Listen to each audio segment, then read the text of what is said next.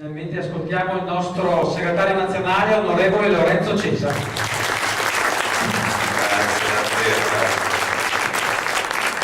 Grazie veramente, vedo tante signore presenti, poi insomma siete veramente degli eroi pazienti, perché venerdì sera vedo anche un gruppo di giovani presenti, star qua insomma è un bel segnale. E anche una bella spinta nei nostri confronti, veniamo da un lavoro pesantissimo tutta la settimana, che non è un lavoro fatto in Parlamento, perché tanto deve essere chiaro, questa settimana in Parlamento abbiamo lavorato solo 4 ore per dirvi qual è la situazione politica che stiamo vivendo, 4 ore, ma il lavoro che stiamo facendo è prevalentemente quello di andare in giro, come sto facendo io oggi, questa sera qui, come sto facendo per Ferdinando Milano, come sta facendo Rocco che è a Bologna, come stanno facendo tanti altri dirigenti di partiti in giro per l'Italia, per spiegare le nostre ragioni, i motivi della battaglia che stiamo portando avanti nel Paese per affermare un po' e ricordare ai nostri concittadini qual è la situazione, raccontare ai nostri concittadini qual è quello che vogliamo fare. Io potrei pure non parlare, perché qua chi mi ha preceduto, e ringrazio veramente l'amico Marzotto, l'amico Mazzoni, Ugo Bergamo, Chini, Antonio e Valdegani, tutti hanno spiegato esattamente quello che intendiamo fare, quello che abbiamo fatto negli anniversari, quello che vogliamo fare, qual è il nostro obiettivo nei prossimi tempi. Quindi potrei pure evitare di alcune cose voglio dirle, ecco, siccome so che è presente anche la stampa. Tanto volevo dire, vedete, volevo dire al Presidente Berlusconi che eviti tutte queste battutine, ha detto che non è bene che il DC, facciamo fuori il DC dalle giunte, bene, se ne risparmi queste battute, perché poi come avrete visto anche oggi, ho visto dalle agenzie, ma come ieri sera ho potuto notare personalmente, ho avuto 10.000 telefonate dei presidenti delle regioni, dei sindaci, dove noi amministriamo, preoccupati del fatto che noi uscissimo fuori dalla giunta, ma siccome io penso che gli amministratori locali sono molto più responsabili di chi li guida a livello nazionale, si risparmi pure le battute, perché la gente aspetta solo risposte concrete dalla politica.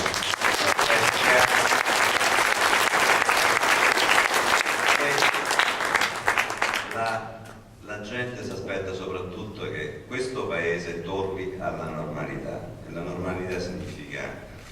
veramente rioccuparsi seriamente, che la politica si rioccupi seriamente delle questioni concrete, non faccia più chiacchiere, non illuda più la gente, non illuda più la gente con spot, con promesse poi non mai mantenute, che magari il Presidente del Consiglio si occupi un giorno a settimana dei problemi della gente e meno dei problemi personali, una volta, un giorno a settimana si occupa dei problemi della gente, non ci riempia di storie. Stasera leggevo un'agenzia qui del Presidente e fondatore della comunità di Sant'Egidio che dice giustamente forse è giunto il momento che chi ha gestito magari negli ultimi anni questa seconda fase della Repubblica si riposi un po', e soprattutto che ha ricordato che c'è una bella differenza tra peccare, qui siamo tutti peccatori pur essendo cattolici impegnati in politica, e magari andiamo sempre a messa noi che siamo cattolici,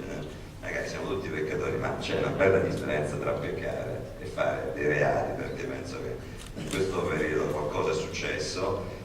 quindi se si riposasse farebbe il bene del paese, forse potremmo tornare alla normalità, nel senso che la politica potrebbe tornare ad occuparsi seriamente dei problemi della gente e non di tante questioni che non hanno nulla a che vedere con la concretezza che servirebbe oggi dovendo rispondere a tante richieste che vengono dal basso. Vedete, vengo dal sud, la realtà è molto naturalmente più dura, ma anche qui non si scherza, perché ho i dati che riguardano Verona, che riguardano il Veneto, c'è un tasso di disoccupazione anche qui che non è mai stato, perché è previsto per il prossimo anno un tasso di disoccupazione che si aggira intorno al 7%, cioè una crisi che ha ridotto beni e servizi negli ultimi 3 anni del 22,8%, c'è un tasso di disoccupazione giovanile che è cresciuto notevolmente anche qui al nord, anche qui a Veneto, anche qui a Verona, c'è un livello di povertà delle famiglie che aumenta anche qui, il 5% delle famiglie anche qui nel Veneto è sotto la soglia di povertà, quindi ha bisogno di solidarietà, di sostegno, come diceva giustamente Valdegani, per cui tutto il resto praticamente non dovrebbe appartenere alla politica, abbiamo il dovere di tornare ad occuparci delle questioni serie, delle questioni vere. Vedete, lo hanno ricordato tutti. Noi 3 anni fa facemmo un gesto eroico, guardiamoci chiaramente, eravamo quasi dei pazzi, non so se ti ricordi Ugo, Antonio, colgo l'occasione anche perché visto che non vengo quasi mai in Veneto perché un po' io mi occupo più di altre parti dell'Italia, però visto che ci sto volevo anche ringraziare veramente di cuore Antonio De Poli perché il mio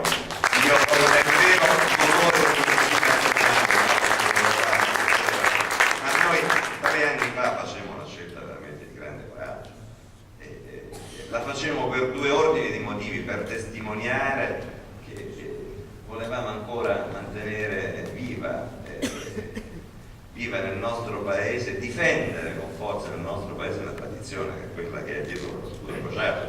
che è la tradizione democratico-cristiana. Dietro quello scudo crociato quindi è di difendere l'unità del nostro paese, difendere l'identità cristiana del nostro paese, rimettere al centro del dibattito politico la difesa di questi valori importanti come la vita senza se, senza mai, difendere la famiglia, no? Ma accanto a questa esigenza di carattere valoriale facemmo questa scelta perché, avendo vissuto dall'interno questo sistema bipolare, ci eravamo resi conto in maniera molto chiara che è un sistema che non portava l'Italia da nessuna parte, un sistema che si autoalimenta, lo hanno ricordato in tanti, e si autoalimentava e continua ad alimentare ancora di più negli ultimi tempi attraverso uno scontro continuo tra l'una e l'altra parte. Un sistema bipolare che non porta l'Italia da nessuna parte, un sistema rissoso, un sistema inconcludente. 16 anni che in ogni campagna elettorale si fanno grandi promesse alla gente, riforme istituzionali. Avete visto uno straccio di riforme istituzionali fatte in questi ultimi 16 anni? Titolo quinto, guardate che guai aveva combinato, perché avendolo fatto la sinistra con qualche voto in più, solo per un voto, 2 voti in più, guardate quello che ha determinato, perché siccome volevano fare la concorrenza alla Lega, che guai hanno combinato, cioè poi riforma della giustizia. Non siamo riusciti, nemmeno tu lo sai bene Ugo che sei stato al Consiglio Superiore, non siamo riusciti a fare uno straccio di riforma della giustizia civile, lasciamo stare la giustizia penale. E oggi poi, l'argomento lo diceva giustamente Antonio, ma mi sembra normale che in tempi così di scontro, quando si va a incidere su questioni che riguardano il Presidente della Repubblica, noi siamo costretti a parlare di intercettazioni, di riforma della giustizia penale. Con quale credibilità facciamo una riforma seria in certi momenti, quando sono in corso delle vicende che dovrebbero essere lietine solo una non vuole quello di Milano, vada a Roma, vada dal Tribunale dei Ministri, ma l'importante è che vada a chiarire questa situazione. 15 anni in cui si fanno grandi promesse di riforma della giustizia, ma nessuna riforma è stata fatta in questi anni, perché forse conviene più andare allo scontro quando serve con i magistrati, perché così si alimenta nella gente, no? Si anima anche lo scontro tra gli italiani, no? E chi invece magari dovrebbe con grande serietà affrontare il tema della riforma della giustizia, soprattutto della giustizia civile, perché aspettare 12, 13, 14 anni per avere una sentenza è vergognoso per un paese civile come l'Italia. E tutti gli investitori stranieri che dovrebbero venire a investire fanno fatica a venire nel nostro paese ad investire nel momento in cui servirebbe veramente, proprio per questo motivo, perché non hanno la certezza non hanno la garanzia di venire ad investire avendo poi la sicurezza di poter avere una giustizia civile, per non parlare poi di ammodernamento. Guardate, ogni campagna elettorale ne sentiamo delle belle, cioè quoziente familiare, sostegno all'impresa, sostegno all'agricoltura, interventi per il sud, infrastrutture, agricoltura, cioè in ogni grandi promesse di grandi riforme, ma qui sono 16 anni che non combiniamo nulla. Forse l'unica infrastruttura seria fatta è quella del passante del metro in tutto il paese, perché l'alta velocità è quella fatta dall'ultimo governo centro-sinistra, parlata della vituperata Prima Repubblica. Allora, se tutto questo è vero, abbiamo il dovere, noi l'abbiamo fatto con quella scelta di 3 anni fa, abbiamo il dovere di dare uno scossone a questo sistema che non va più e dobbiamo creare un'alternativa a questo sistema. Vedete, noi fino a qualche mese fa dicevamo che forse non era opportuno andare a votare. Abbiamo dato la nostra disponibilità anche al Presidente Berlusconi perché si varasse un governo di responsabilità nazionale, facendo appello a lui, al partito di maggioranza relativa, alla PD, perché si desse vita a un governo che potesse affrontare con serietà il tema delle riforme, innanzitutto, e poi anche il tema, forse prioritario ancora più delle riforme, il sostegno vero allo sviluppo, all'economia, che in questo momento avrebbe bisogno di avere 10.000, se non un sostegno, 10.000 sostegni. Ma siccome non è stato possibile, forse oggi è bene chiedere al Presidente Berlusconi che faccia un passo indietro e si vada a votare, che così non andiamo da nessuna parte. Siamo arrivati ormai a una situazione di ingovernabilità del Paese, soprattutto in questi ultimi 5-6 mesi di attività di governo, lo vediamo giornalmente in Parlamento. Appunto, vi dicevo, l'altra settimana abbiamo avuto 4 ore di lavoro in Parlamento, segno del degrado della situazione politica. È il momento di dire basta col degrado che qui stiamo vivendo, bisogna tornare ad occuparsi di questioni serie, a rimettere al centro della politica le questioni che ci stanno a cuore, quindi rimettere al centro della politica l'interesse generale del Paese, rimettere al centro della politica il bene comune, rimettere al centro della politica la persona, e quando dico persona dico tutto, dico il lavoratore cassa integrato, che abbiamo in questo Paese in questo momento 600.000 persone in cassa integrazione, la maggior parte delle quali tra qualche mese non avrà la proroga della cassa integrazione. Cosa gli faremo fare a questa gente? E guardate che non è un fenomeno che riguarda il sud, è un fenomeno che riguarda prevalentemente quest'area del Paese. Quando dico difesa della persona, penso ai giovani, problema enorme, il problema principale, il problema che ci assilla maggiormente, il problema dei giovani che non trovano occupazione nella gran parte del nostro Paese. Guardate che il 90% dei giovani che si lavorano nel sud, venivo dalla Puglia, poi sono stato in Calabria in questi giorni, vanno via dalla loro terra perché non hanno uno straccio di opportunità di lavoro, non hanno la possibilità di fare ricerca nel nostro Paese, perché guardate la riforma Gelmini che noi abbiamo